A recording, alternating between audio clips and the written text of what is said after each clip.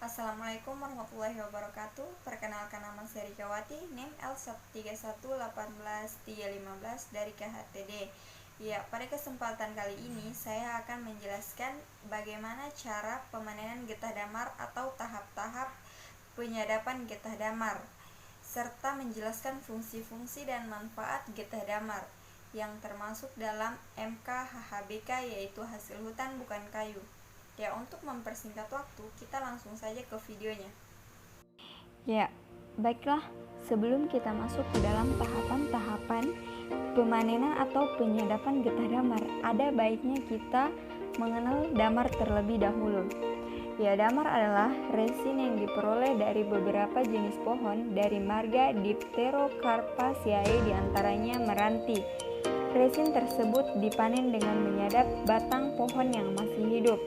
Di Maluku terdapat 4 jenis damar, yaitu damar mata kucing, damar kilau, damar batu, dan damar daging, dengan potensi rata-rata selama 5 tahun terakhir berkisar antara 20.000 kg sampai dengan 715.000 kg.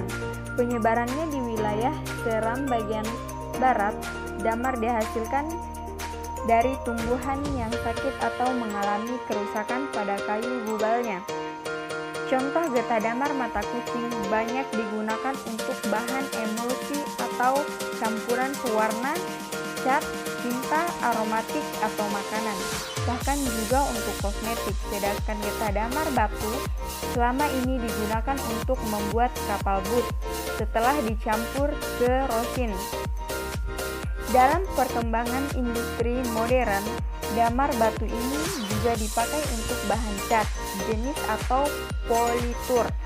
Larutan damar dalam kloroform dapat dipakai untuk mengawetkan binatang atau tumbuh-tumbuhan untuk pemeriksaan mikroskop. Dalam tradisi masyarakat, resin damar dijadikan bahan bakar lampu, penambal perahu, dan kerajinan tangan.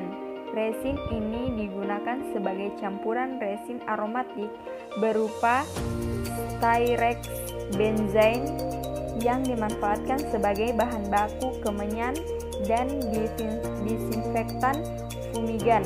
Resin damar digunakan sebagai obat tradisional untuk diare dan disentri, salep untuk penyakit kulit dan penyembuhan gangguan pendengaran, kerusakan gigi, sakit mata, bisulan, dan luka.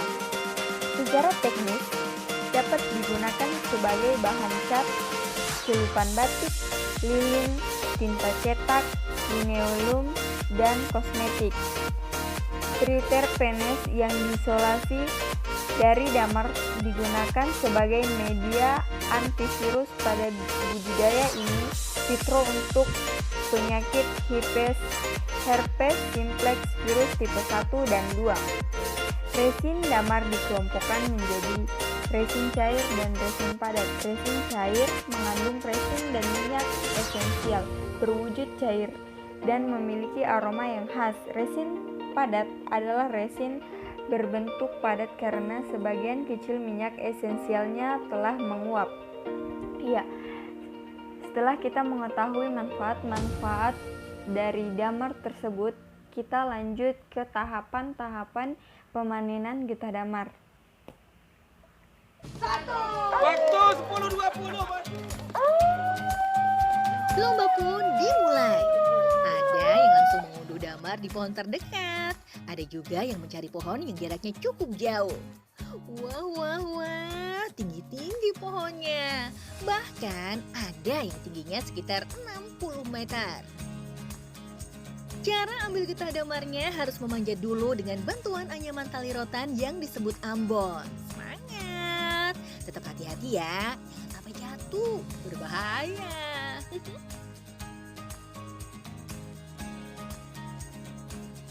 Sesampainya di atas pohon, getah damar yang membeku harus diambil dengan cara dicungkil dengan kapak patil. Lalu ditampung dengan wadah dari pelepah pinang yang disebut tembilang. Oh iya, jangan sampai getah damarnya pecah ketika dipanen ya. Soalnya harganya bisa turun drastis tuh.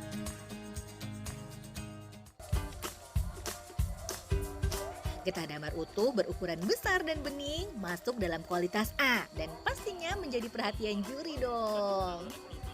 Pohon damar bisa hidup sampai puluhan tahun loh, sedangkan getahnya bisa dipanen jika pohon sudah berumur 15 tahun. Sekali lagi Jadi, Mami yang nanam belum tentu bisa panen, bisa jadi harta warisan untuk anak keturunannya.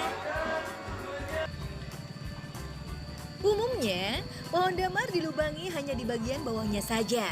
Tujuannya agar bagian atas pohon tidak rusak. Sehingga kalau sudah tidak produktif, kayunya masih bisa dijual dengan harga mahal. Siap, waktunya habis.